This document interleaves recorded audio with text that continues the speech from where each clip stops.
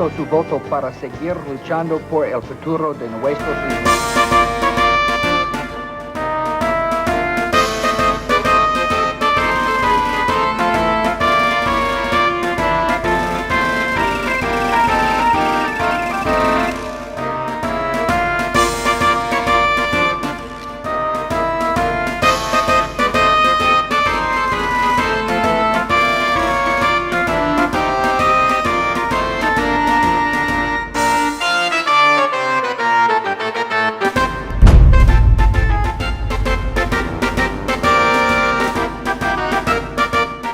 I don't believe that some of these states that they've called, like Florida, I just don't believe that. I don't believe we've got enough evidence to be able to call the state. We're doing better than we thought, and but I feel fine.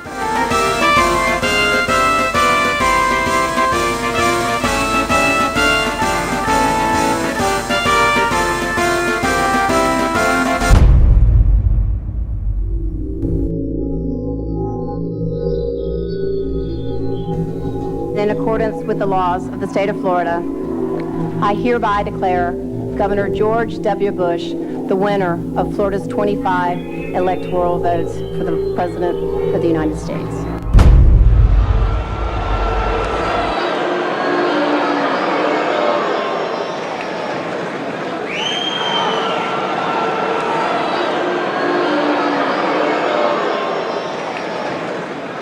Now that the votes are counted, it is time for the votes to count.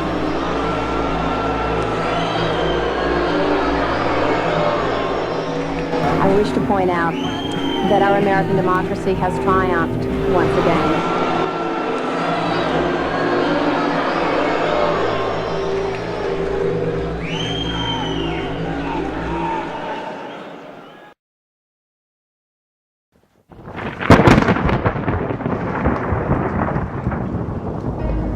The Skull and Bones secret society was originally called the Brotherhood of Death. George Bush Jr., his father George H.W. Bush, and his grandfather Prescott Bush have all been initiated into this macabre fraternity, which was established in 1832 at Yale University by William Huntington Russell, whose family were America's biggest opium smugglers. George W. Bush was initiated into the Skull and Bones Brotherhood of Death in 1968. The ceremony took place at the Society's headquarters, which is a stone building with almost no windows. This mausoleum-type building is known as the Tomb.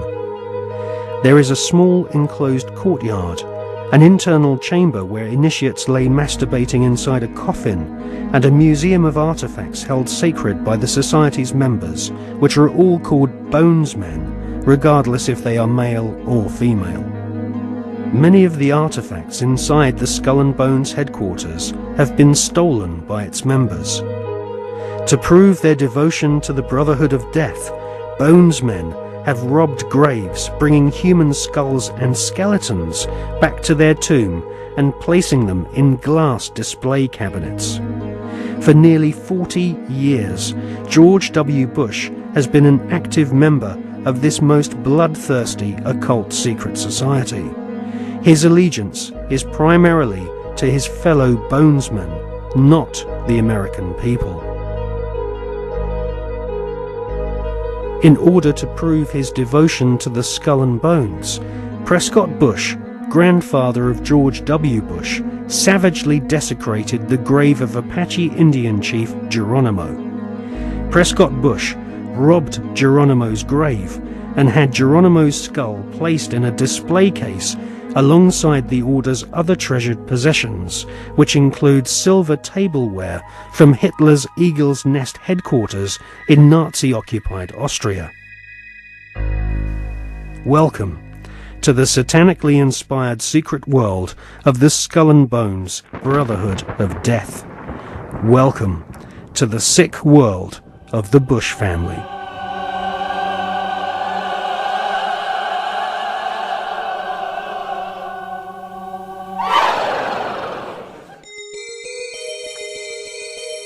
The Skull and Bones headquarters is on the campus of Yale University.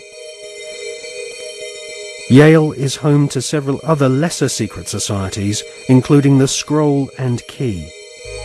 Alexandra Robbins is an American journalist who has written a book about the Skull and Bones called Secrets of the Tomb.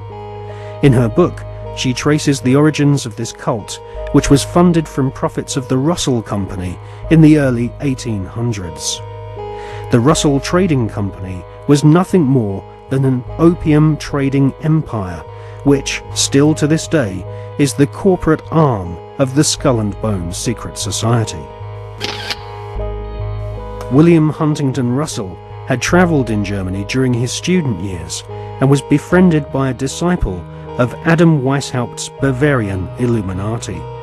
Upon returning to the USA in the early 1800s, Russell used some of his family's opium wealth to fund the building of the tomb at Yale University. Russell initiated several of his fellow classmates, including Alphonso Taft, who would go on to become the Secretary of War and ambassador to Russia. Alphonso Taft's son became President of the United States, and so a time-honored tradition of hereditary membership of the Skull and Bones Brotherhood of Death was begun. We see this tradition continued to this day, with senior bonesmen encouraging young initiates to marry into each other's families, their sons and daughters following in their parents' footsteps and becoming disciples of this most unholy of orders. In the Hollywood movie Brotherhood of the Bell, we see an initiation ceremony, which is a common occurrence on the campuses of America's elite Ivy League secret societies.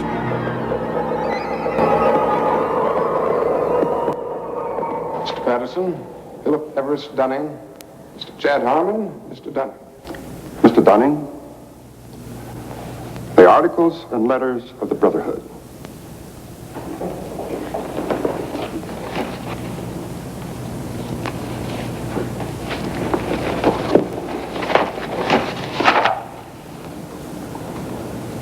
Do you swear that having been entrusted with these articles and letters since midnight this night, that you alone read them and did not communicate their content to any person whatsoever?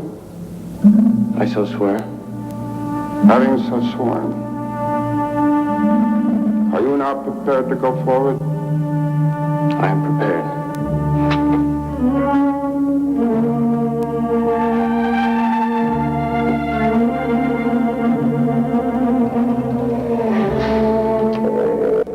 Mr. Dunning, for over 200 years, Brothers of the Bell have been initiated before the spell, and in the same ceremony, at sunrise. 22 years ago, Mr. Patterson stood due east in your place, and I became his senior, as Mr. Patterson is now yours. One day, Mr. Patterson will stand due south, and he will induct a Brother of the Bell, and you will become senior. See, in this fashion does the Brotherhood express its continuity. It will continue long after all of us are dead. But that continuity depends upon one thing: obedience. Absolute obedience. If and when you are ever called upon by Mr. Patterson to pay your due bill, you must comply, whatever is asked of you. Well, that bill may come due tomorrow, in 20 years, or never. It will not be a matter of money. It will be an act of fealty, of loyalty to the Brotherhood of the Bell. Now, if you require anything at all, get in touch with your senior, and he will see to it